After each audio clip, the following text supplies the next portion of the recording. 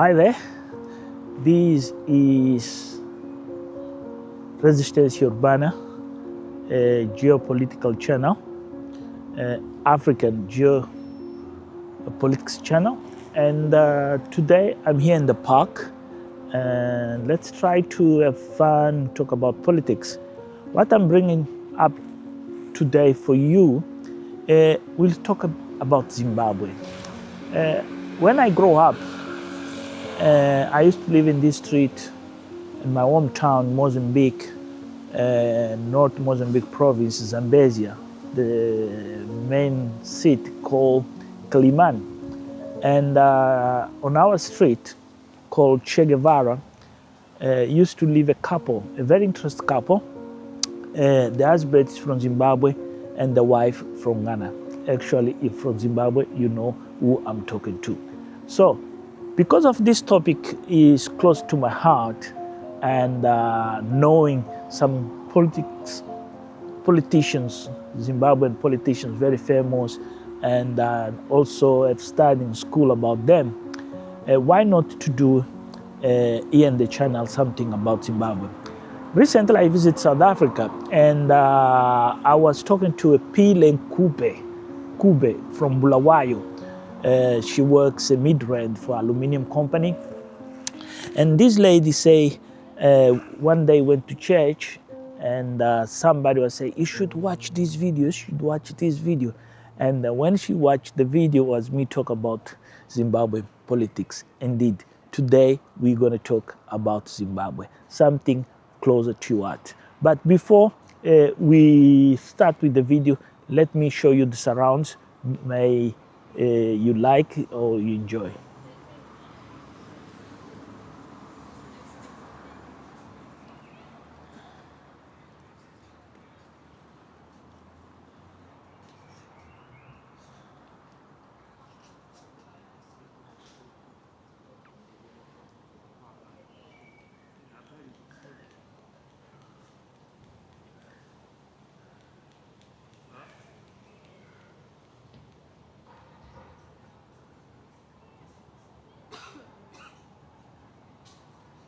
Yes, this will be our life where we start today. So let's jump in. What is all about I'm going to talk? I know you're very curious, especially if you're living in diaspora. Please don't forget, leave comments, subscribe to the channel, and help the channel grow. I'll bring you a lot of things and talk about African geopolitics, my life experience on geopolitics in Africa, the characters, especially the relationship Mozambique, Zimbabwe, South Africa, Zambia, Malawi, Tanzania. And as African, this is going to be a bomb. Subscribe, press on the notification button. You will not regret. Okay, it is Mr. Emmerson Mnangagwa, a politician, dead walking? That is a very interesting question. Well, it's a question that many people asking and has called a lot of attention in the media, especially the vlogging people and commentators in YouTube.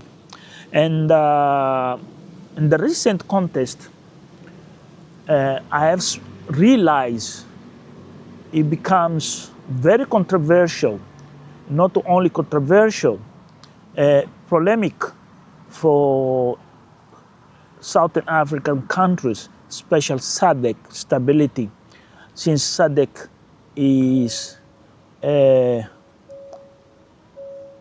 how I can say, is like a chicken farm of communists, the liberators that came to power and the world in power.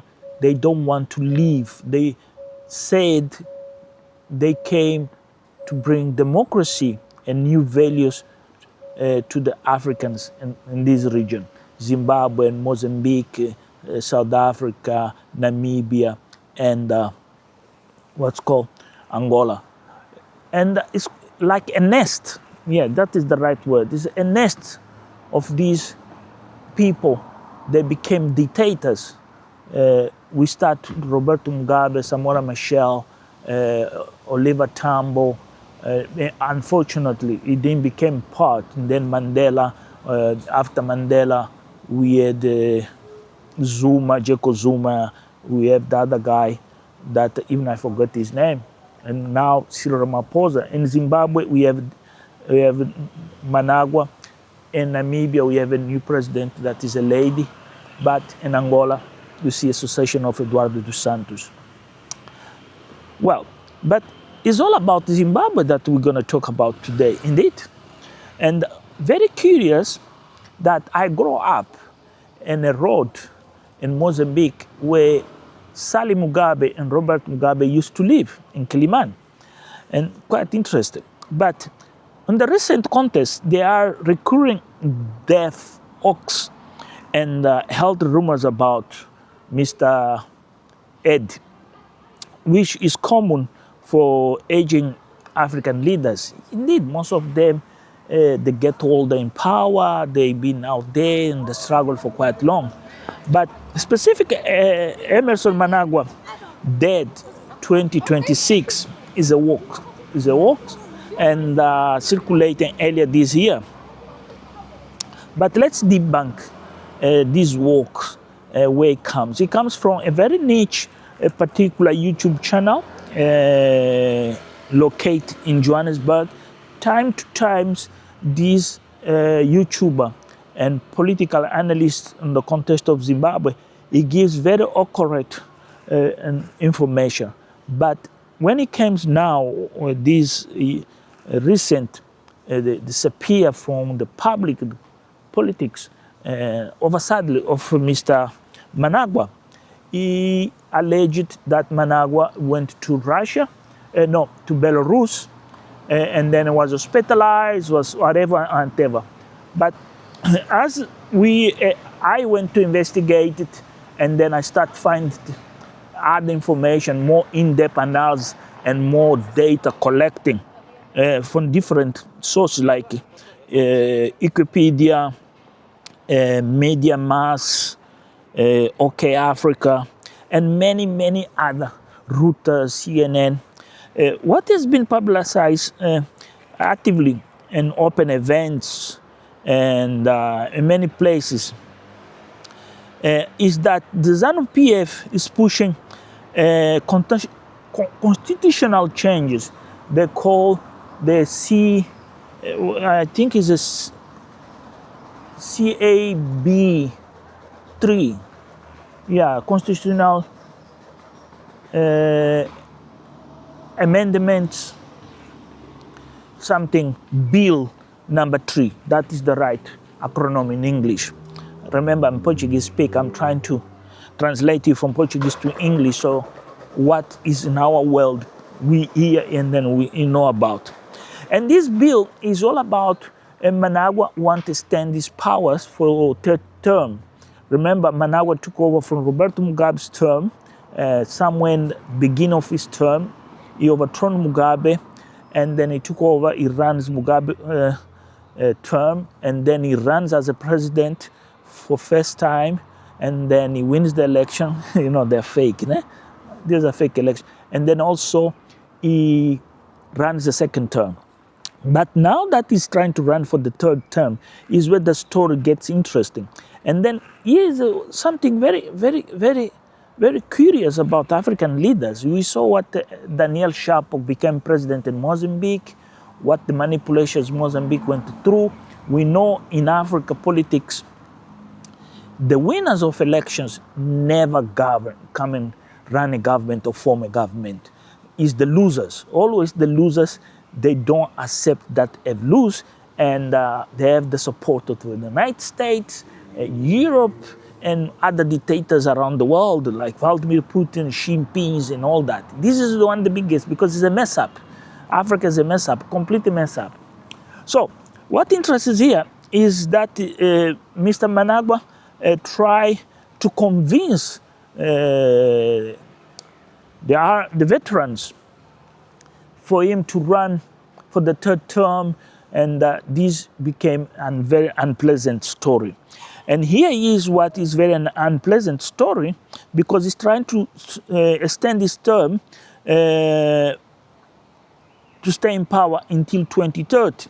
And these are spark opposition, criticism and internal tensions in ZANU-PF, very, really serious tension, even deaths somewhere around Pretoria. People died because of this situation.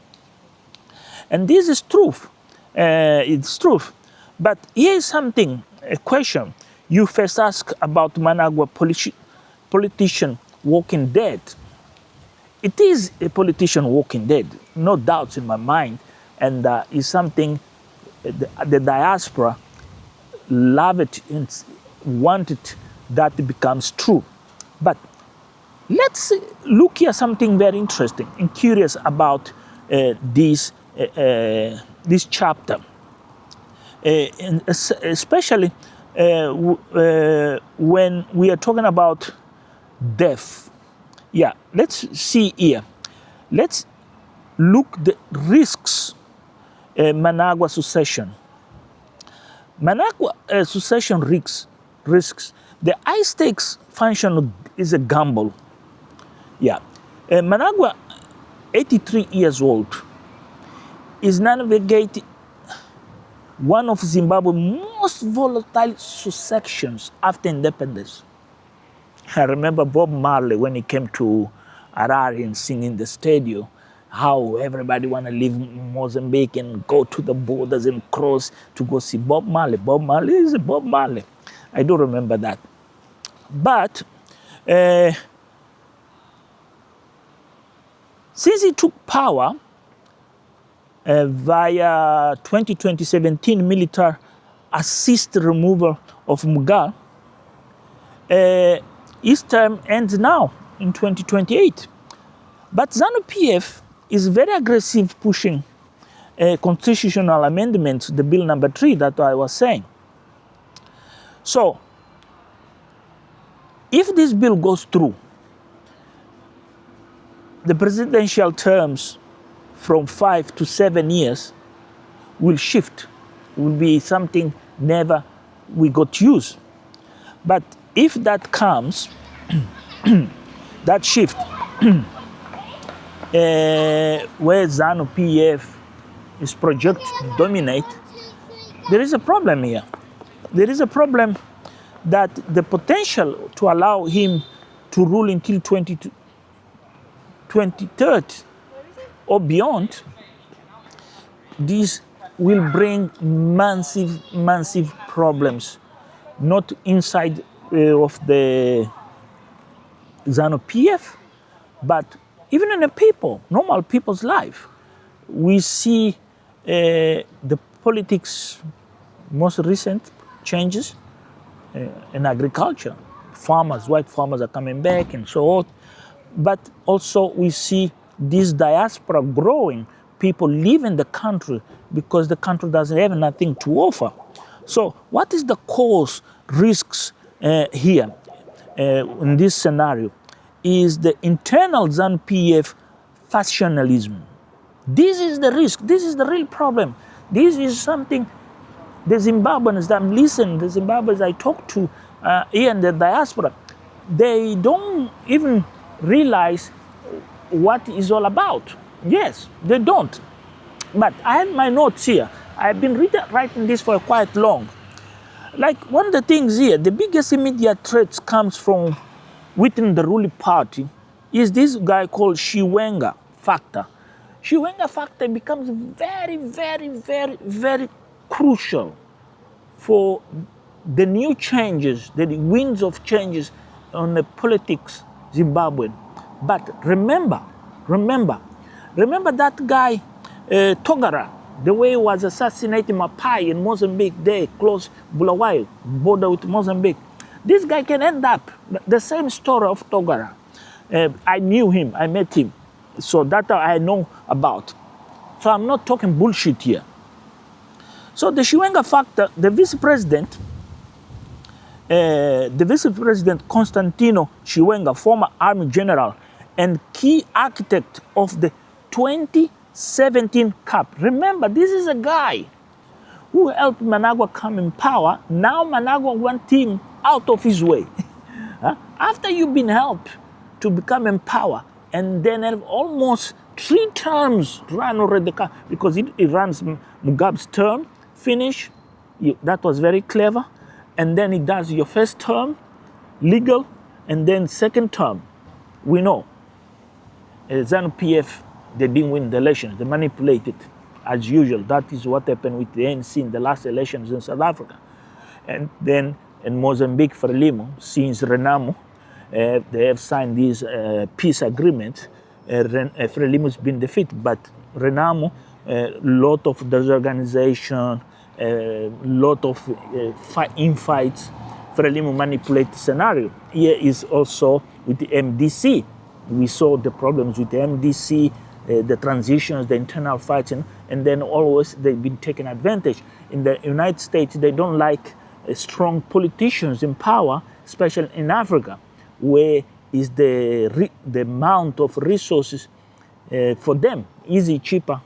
So this factor here is widely seen as a natural successor.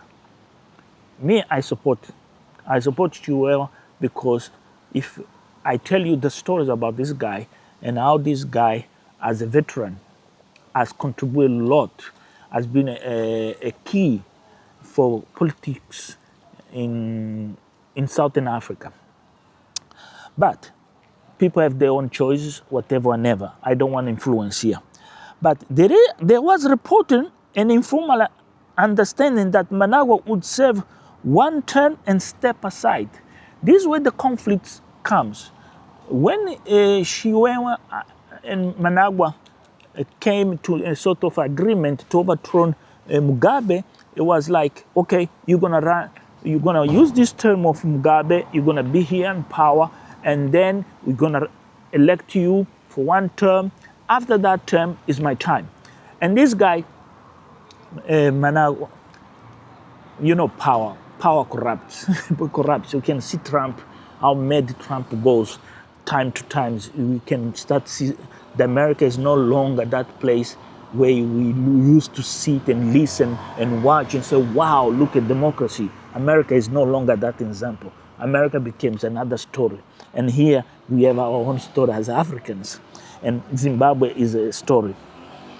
And as Zimbabwe is a story, quite interesting, this story of Zimbabwe, is that Chiwewe has resisted quiet but firmly. This is where many people, they don't realize. This guy has resisted very quiet and firmly, criticizing the corruption among Mnangagwa allies and maintain influence in security structures. Why? Remember, was a documentary in Al Jazeera about gold, how gold was trafficking and everything and so forth, up and down, how that money was flew in Zimbabwe, and all these cartels are taking the money, the gold, using Emirates to Dubai and selling Dubai, and the money out comes. Anyway, it's a story within a story. But there is another players, very interesting players here. And one of the players is a guy who gave me headaches. This guy is a Zimbabwean living in Johannesburg and Waterfalls, countryside. Actually, I have done work for him. He never paid me. This is what interested the story comes.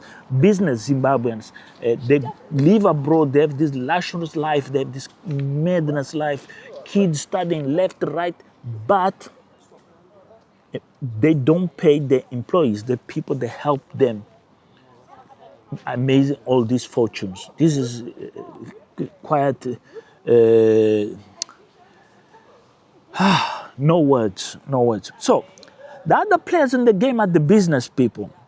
And alleged Mnangagwa ally Kandu Kweshi Tegwerie is reported to be positioned as preferred successor by some factions. I don't think that will happen. Political leaders, always special when they're in this age of 83, like Mnangagwa. They look on their kids and their family. They think they will protect better their interests. They will allow them have a retirement, a peaceful and quiet retirement. But most of them fail. Things go sour and go the other way. But these alien both Chimwewa supporters and traditional party structures are getting complicated. So what is you Zimbabwean, you the publican, what you see, what you think about? But the secession battle has gone semi-public through leaks and some bizarre leaks and adverts, purges and public hearings on the amendment bill, marked by reports of basicity and support and intimidation. This is typical in African politics, intimidation. And Mnangagwa pleaded for unity, signal awareness of the dangers. There is a game where Mnangagwa is playing. But risk, the high risk here, the ZANU-PF succession fight between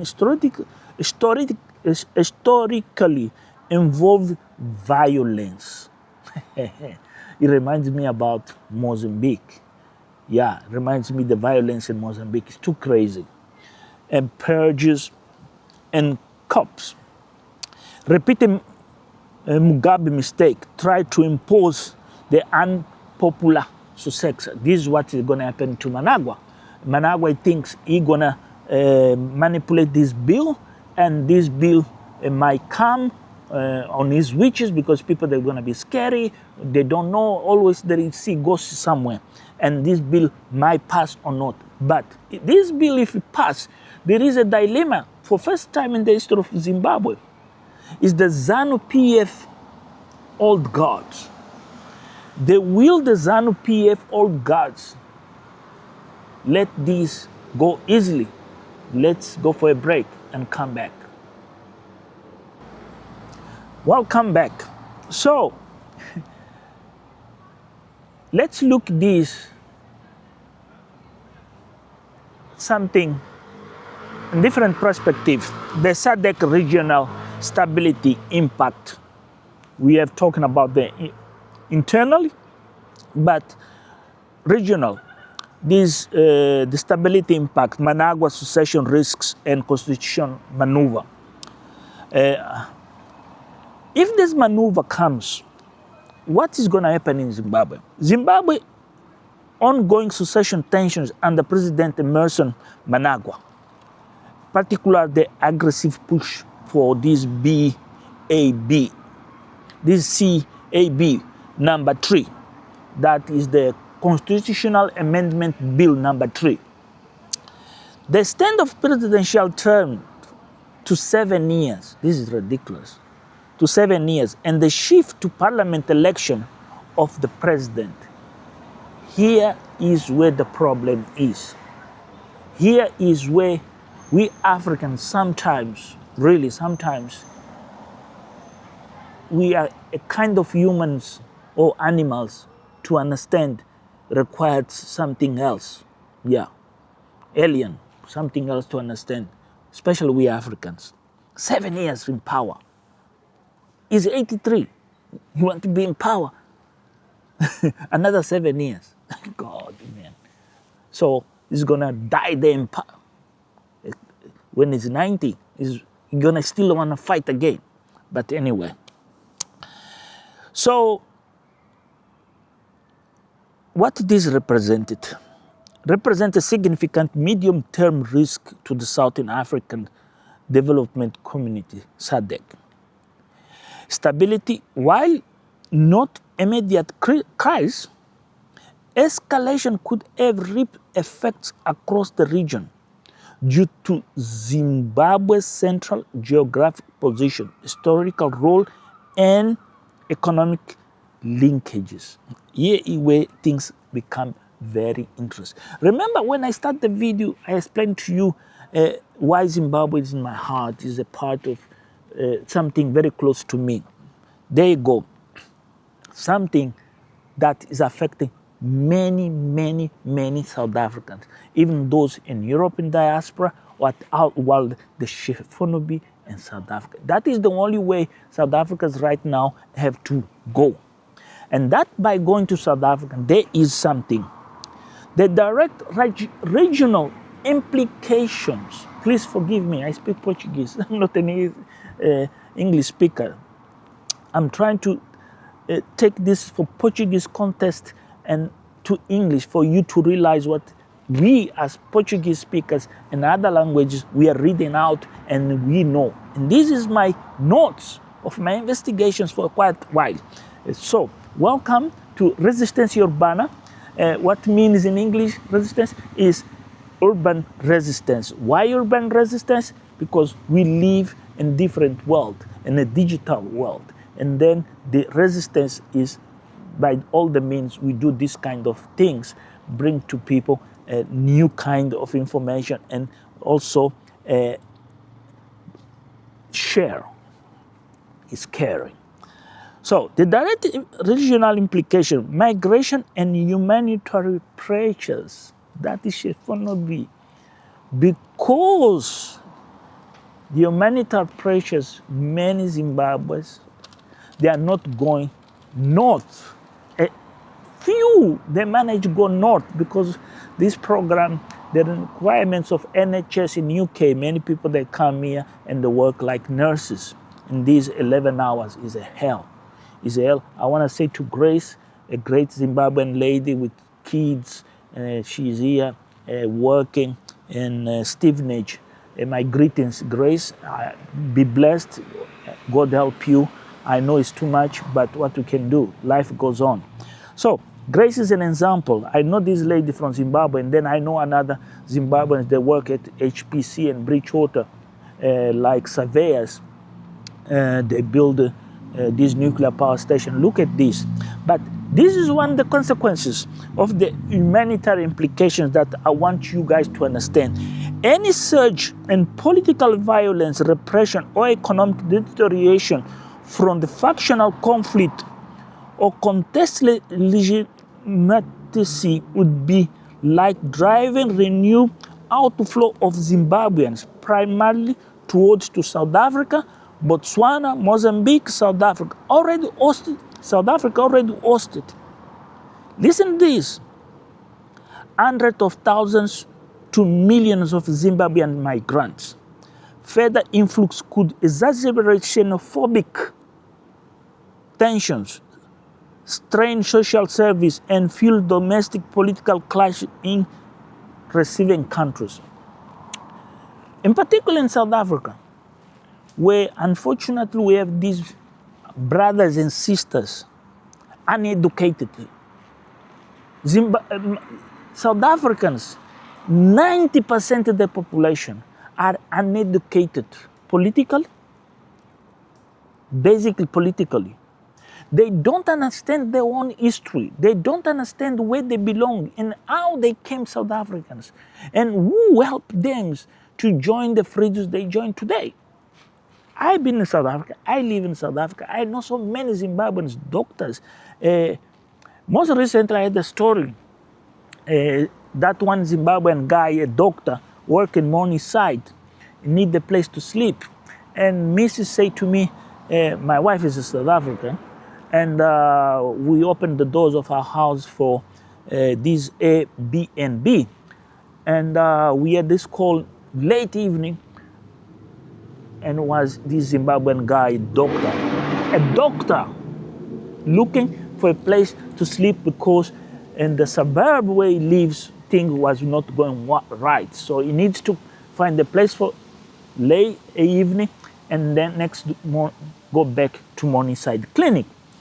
And it's a policy, late people never, if you run a business of A and B, never accept it ends up to be a problem.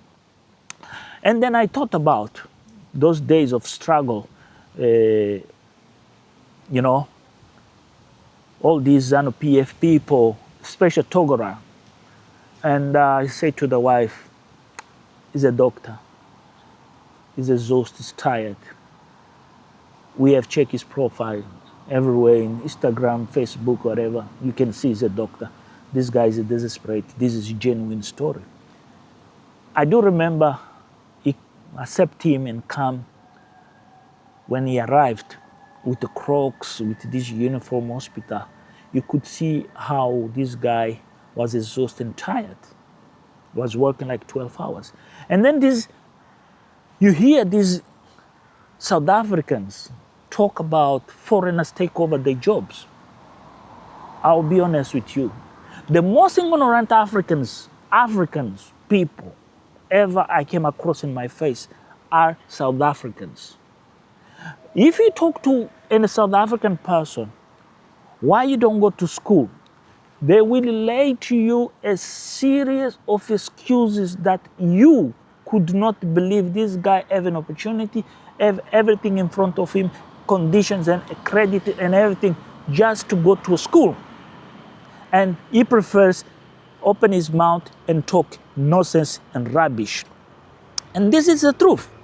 Most of them, they think there is something somewhere belong to them, they own. They don't need to do nothing. And then we, other people, do the trash. Who built South Africa? We, from Mozambique. People from Mozambique mainly. And then Zimbabweans, Malawians, and so forth. But the main core of South African history are we, the people from Mozambique. So let's stop there and let's go through these notes that I have here. So basically, these implications, the migration and human pressures, there is another factor, the economic contagion. Zimbabwe is a key trade partner and transit hub. Instability disrupts regional supply chain. We saw that when Zimbabwe used to call the basket of Africa. We know that. LTC Corporation, Zimbabwe imports power from South Africa. Look at that. And projects like Beta Corridor, investors' confidence in the broader South African region could decline as Zimbabwe crisis historically tarnish perceptions of Southern Africa as a stable investment destination. And that is true. Southern Africa, with all these issues, political issues, became real hell for business investors. But the Chinese, the Chinese are mastering the best. The other issue also, to close these remarks, and then very interesting, is the security and cross-border risks. That is what is most interesting. So the factional fights within ZANU-PF, Special Mnangagwa versus Chiwenga aligning groups. There is two groups, and one is now based in South Africa, another internal. That is Mnangagwa's people inside could split into localized violence or security force realignment. We can see, and then we are seeing that is due, and then congratulations if that is happening inside Malawi. This Zimbabwe is very important. It's very important because that will shift, and then you will realize how important it is to make sure this bill, this constitutional amendment bill number 3 should not pass, should fail, and Mnangagwa should go in peace. So this might complicate SADC existing missions. Mozambique, Cabo Delgado, DRC, and the strains collective security mechanisms. Always they don't work. It's just, you know, if I say it. Destabilize Zimbabwe at the heart of the region, weakness overall SADC cohesion. So basically you have seen the consequences of this problem of Mnangagwa and how this could go and create serious problem, and in a way that will not help bring Zimbabwe to the best, and it's up to everybody to look into not in the short term, where be moderate to the process, largely internally. No, we need to look to this, and not in the midterm, because if we look in the midterm, we're gonna see Mnangagwa bring repression and trigger open factional warfare. This could create manifestations and protests, and it's also the elite will start leave the country, and the security incidents with cross-border will become serious matter, may create conflict. We can see the reaction of Operation Dudula in South Africa, Get Mackenzie attitude, this crazy minister of South Africa. But long term, this it will damage a lot of the relationships between Zimbabwe and their neighbors. So it's very interesting that Mnangagwa have to back up himself and leave. So I hope you have enjoyed the video. I could speak in so much length about Mnangagwa. There is so much rumors, illness, treatments in Belarusia, whatever. This guy Gamba spread kind of stories about the problems of Mr. Mnangagwa. Well, those rumors follow a pattern of recurring health issues with Mnangagwa. This is about aging, it's about aging. But what is interesting here is that you become aware Mnangagwa is a serious problem, and you, as a Zimbabwean, and whatever you are, you will feel precious, especially with remitting money back home to support your family. And as that money goes back home, that money ends up in the hands of government also, because it's hard currency. So there is a need here. Everybody becomes solidarity with Zimbabwe and try to look for changes. We are tired of the xenophobic politics of the ANC. It's quite interesting. We are talking about Zimbabwe, but also remind you the xenophobia in South Africa is promoted by the ANC. Why the ANC is failing transform the minds and hearts of South Africans. The ANC has just copy and paste the white apartheid and transform in black apartheid. And this is what I say, the ignorance with the hearts and minds of South Africans is so deep, so deep. Even sometimes when you go to Johannesburg, to the hotels, and you see, you walk to a toilet and you ask to yourself, these are the people who want us out of their country, even they can't clean themselves the toilet. But if you go to a toilet in Zimbabwe's hotel, where it's a crisis, the toilet is immaculated. You go to Mozambique or another countries, life is different. And these guys here in South Africa, they are busy fighting nothing, just for the God's sake of hate, black racism, apartheid. Thank you for watching me, and please, this is Resistance Urbana, a Geo-African political channel. Please subscribe, join, leave comments, and yeah, we're gonna be here reflecting on in our region and the problems that are going on. We're gonna talk about next about xenophoby and also Mozambique. There is something amazing going on in Mozambique. There is a new opposition party. And this opposition party, for first time, is a really something different. Something that not even MDC in Zimbabwe or DA in South Africa or UNITA, no, this is new generation of young politicians. They're fighting with digital instruments. Frelimo is the most ugly thing ever God created. Thanks. Next. Me, I'm enough to stay, even when I doubt myself. Don't leave me with no one else. I believe it when you say it like that. When you look at me, don't look right. Do you mean it when you say it like that? Or is it just something I wish I had? I hold on to every word you say.